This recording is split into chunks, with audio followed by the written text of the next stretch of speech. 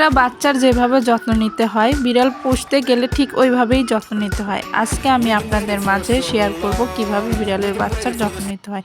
আসলে কি জানেন, বিড়ালের বাচ্চারা যে কী সারাদিন দুষ্টামি করে সেটাই আজকে দেখুন। তাই হলে চোখ রাখুন, এই ভিডিওটা শেষ পর্যন্ত দেখে যাবেন। আসসালামু আলাইকুম সবাইকে। সবাই কেমন আছেন? Welcome back to my channel. সবাইকে আমার চ্যানেলে স্বাগতম। আমি চলে আসলাম আবারও নতুন একটা ভিডিও নিয়ে আপনাদের মাঝে। আসলে অনেক দিন পর ভিডিও পোস্ট করতেছি, কারণ আমার চ্যানেলের একটা সমস্যা হয়ে গিয়েছিল, যার কারণে আমি ভিডিও পোস্ট করতে পারিনি। তারপরেও অনেক চেষ্টা করার পর ভিডিওটা পেয়েছি।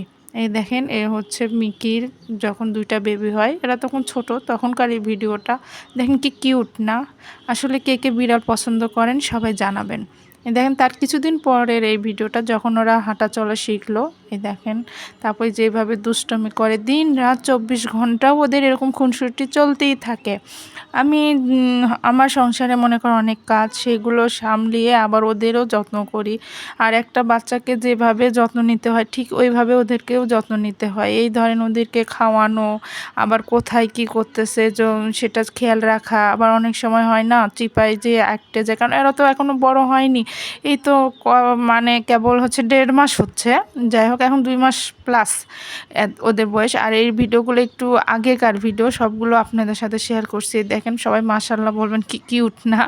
আসলে বিড়াল পছন্দ করে না এমন কোনো মানুষ নেই, তবে এখন অন্তত অনেকে পছন্দ করে। আগে অনেক মানুষ খুব কম পছন্দ করতো, আর এখন এমন অবস্থা হয়ে গেছে যে ঘরে ঘরে সবাই বিড়াল পুষতেছে। আসলে কি জানেন, একবার বিড়াল পুষলে আসলে মায়া হয়ে যায়। দেখেন কতটা কিউট, তাই না?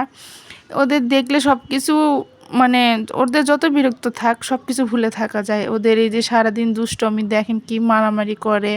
আর এটা তখনকার ভিডিও, যখন ওরা হাঁটা চলা শিখেনি, বিছানায় থাকতো, আর তখনটাই ভালো ছিল। আর যখন থেকে এই যে চলাফেরা শুরু করছে, দেখবেন, দেখলে বুঝতে পারবেন, ভিডিওটা শেষ পর্যন্ত দেখবেন, ওরা কতটা পরিমাণ দুষ্টু হয়েছে। এমনকি ওদেরকে জানেন, হাতে করে পটি করাও শেখাতে হয়। আসলে এই যে বললাম না, একটা বাচ্চাকে যেভাবে যত্ন নিতে হয় ঠিক ওইভাবে। এই দেখেন, মা তো মাই হয়, তাই না? পশু হয়েছে তো কি হয়েছে, দেখেন কিভাবে তার সন্তানকে ধরে ঘুমাচ্ছে। দেখলেই মায়া লাগে। আসলে মায়ের কোনো তুলনা হয় না, মা তা মাই। আসলে কি বলবো, এই দেখেন, ও দুধ খাচ্ছে, আর ও আরেকটা বাচ্চা খাওয়া দাওয়া করে চলে যাচ্ছিলো, আর ওই দেখেন কীভাবে ধরে আছে, মানে যেতে দিবে না বাচ্চাকে, এইভাবে ধরে ঘুমাচ্ছে। যেভাবে একটা মা তার বাচ্চাকে আগলে রাখে, এই দেখেন কীভাবে নিয়ে ঘুমাচ্ছে, যাতে ওর বাচ্চাকে কেউ না নিতে পারে। আসলে হয়েছে কি, ওর 4টা বেবি হয়েছিল, 2টা মারা গেছে, তারপরে এই 2টা আছে।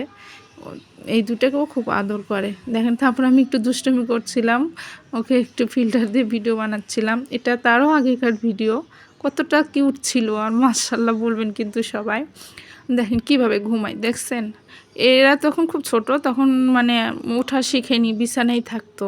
মানে একটা ছোট বাচ্চাকে যেভাবে বিছানায় রেখে মানে দেখতে হয়, করতে হয়, ঠিক ওইভাবে ওদেরকেও আমি মানুষ করেছি।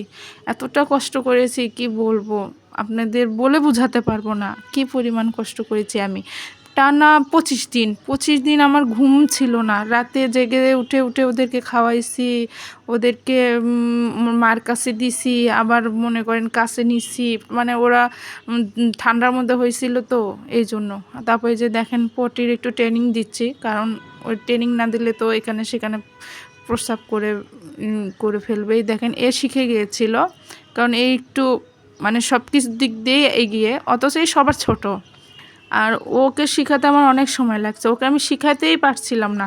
ও কী করতো জানেন, যেখানে যেখানে পাপোশ পাড়া থাকতো, সে পাপোশের উপর যায় ওর পটি করে আসতো, এরকম হতো। আবার সে ধরে নিয়ে এসে ওকে এত চেষ্টা করছি, পারতেছি না। এই দেখেন, পটি করে নামতেও পারতেছে না।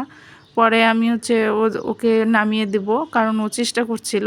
তবে এর মধ্যে খুব অনেক চেষ্টা আছে শেখার, কিন্তু ও একদমই শিখতে চায় না। ওকে আমাকে শিখাইতে হয়, হাতে হাতে ধরে ধরে ওকে আমি খাওয়ানো শিখাইতে হইলো, তারপরে পটি শিখাইতে হলো। এখন যাই হোক, একটু পটি তারপরও আপনার লিটারে এসে করে, কিন্তু মাছ এত জ্বলাইছে কি বলবো, এই দেখেন এনে আবার দিয়েছে, দেখুন ও থাকবেই না, দেখেন এই দেখেন, আপনারা দেখতে থাকেন, ও নেমে যাবে, এই দেখেন আবার ধরে এনে দেবো না, ও করবে না, এত এক জিদ্দা আর এত ঘাটতেরা, কি বলবো, আছে না কিছু কিছু বাচ্চারা ঠিক এরাও এরকম। ওই যে বললাম একটা বাচ্চাকে যেভাবে টেক কেয়ার করতে হয় ওদেরকেও এভাবে করতে হয়। দেখেন আমি যতবার ওকে এনে দিচ্ছি ও ততবার বের হয়ে যাওয়ার চেষ্টা করতেছে। আর এই দেখেন এ তো মাশাআল্লাহ, দেখেন সব দিক দিয়ে অলরাউন্ডার। আল্লাহ হাফেজ, আসসালামু আলাইকুম, সবাই ভালো থাকবেন।